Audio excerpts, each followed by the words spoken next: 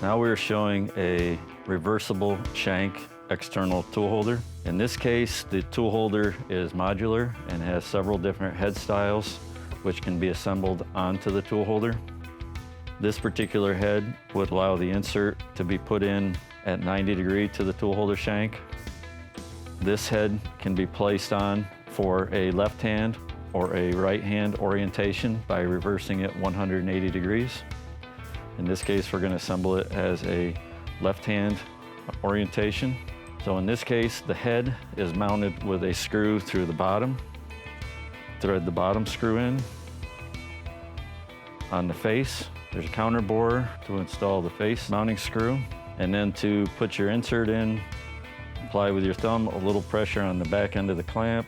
Open the clamp screw a little bit. The insert will slide in, and the back of the insert will rest against the face of the tool holder shank. And now the insert is pressing against the face of the tool holder to prevent it from sliding back. The top plane of the tool holder shank is on the cutting plane of the insert for mounting in the machine.